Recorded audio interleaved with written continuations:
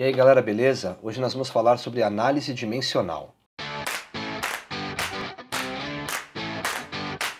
E aí galera, beleza? Hoje nós vamos falar sobre análise dimensional, que é um recurso matemático, é um jeito de calcular de modo que você já chegue na unidade correta da sua resposta.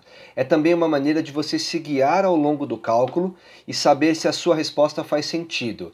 Se você tinha que obter centímetro e obteve quilômetros por hora, você fez alguma bobagem no meio do caminho. A ideia é mais ou menos essa. Como é que funciona? Vamos lá? A ideia básica da análise dimensional é que você converte unidades, como eu disse. Tá bom? Você tem metros, quer passar para centímetro, tem quilômetros por hora, quer passar para metros por segundo, e assim vai.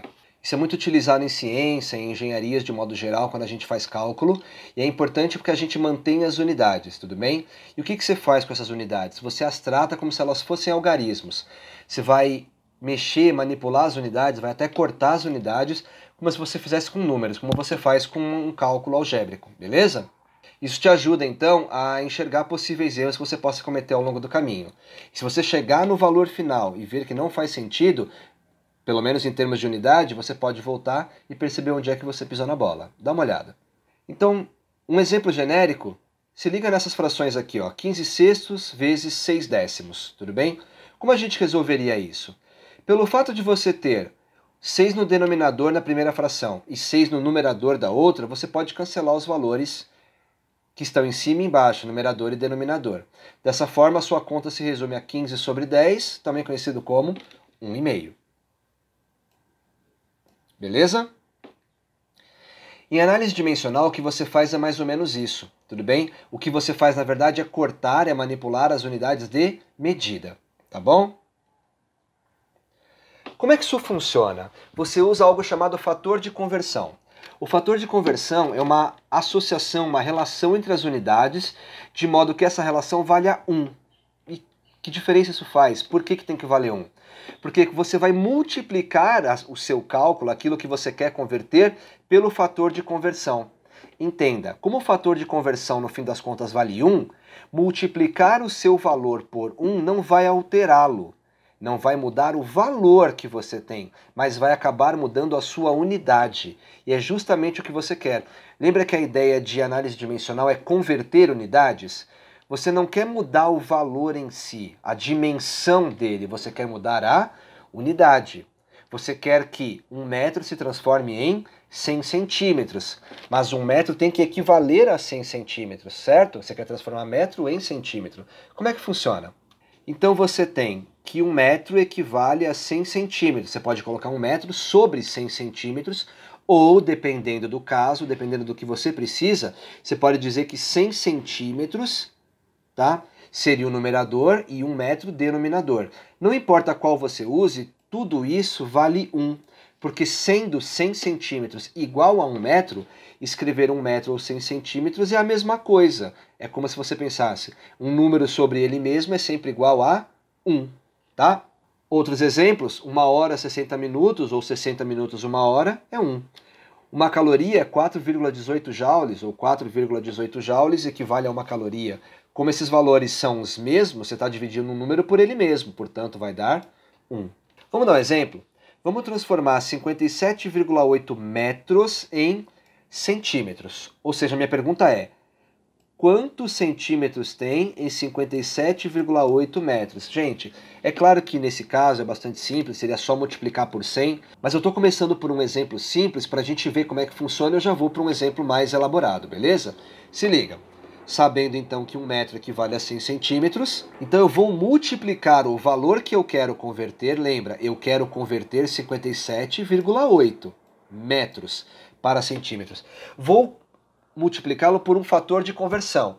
Lembre-se, como eu quero convertê-lo para centímetros, o centímetro tem que aparecer na minha resposta final.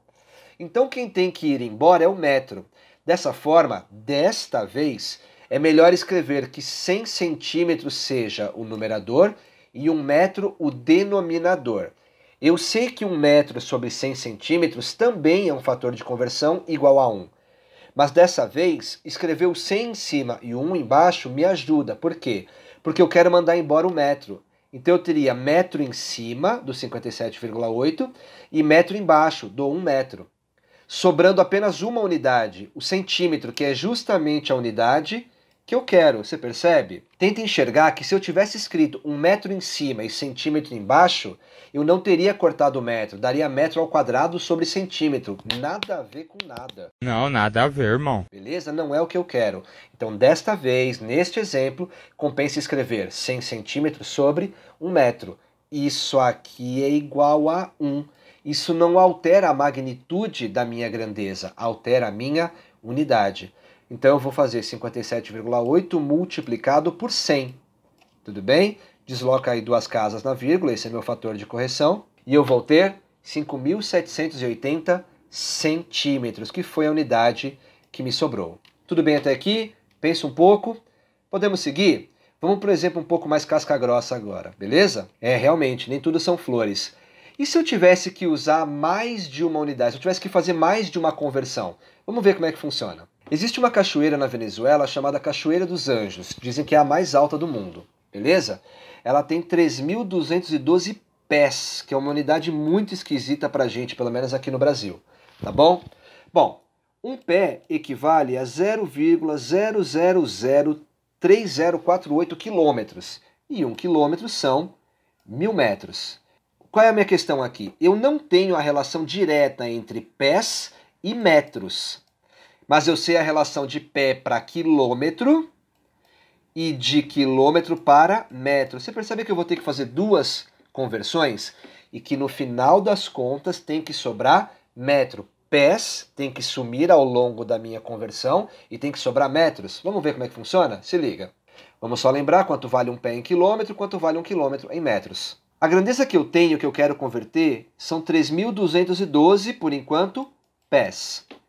Sei que 0,0003048 quilômetros equivale a um pé. E sei que 1.000 metros equivale a 1 quilômetro. De novo, se eu invertesse, colocasse o pé em cima e o quilômetro embaixo, também seria um fator de correção. Mas perceba que não vai me ajudar. Colocar o quilômetro no numerador e o metro no denominador é um fator de correção, vale 1, tudo bem. Mas não me ajuda dessa vez. Você percebe que tem um quê de bom senso aqui? Qual que você vai usar daquela vez? Qual será o seu numerador e o denominador? Você percebe que é importante você conhecer a relação entre as grandezas, como passar de metro para centímetro, quilômetro para pé, hora para minuto, mas que você tem que saber naquele momento qual é o numerador e o denominador?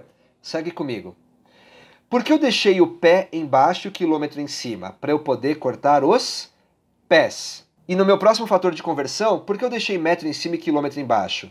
Porque aqui do lado eu tenho quilômetro no numerador. É importante que eu tenha quilômetro no denominador para eu mandar ele embora.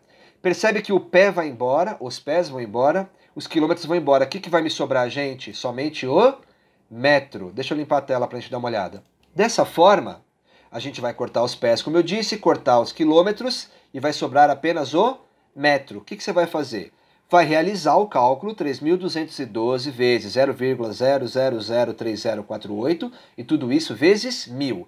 Este valor que der esse cálculo tem que ser em metros, que dá aproximadamente 979 metros, é a altura da Cachoeira dos Anjos lá na Venezuela. Valeu? Bom, agora é sua vez, eu quero que você tente. Se liga nesse exercício. O gás nitrogênio é o mais abundante no ar atmosférico.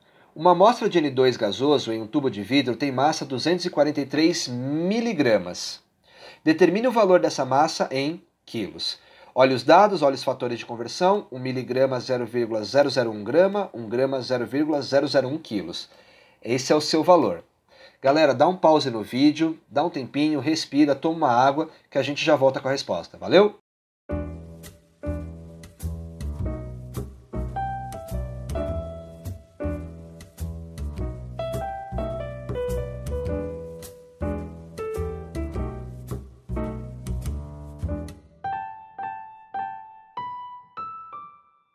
Tamo de volta, gente. E aí, conseguiu? Vamos ver quanto é que deu? Vê se bate com a sua resposta.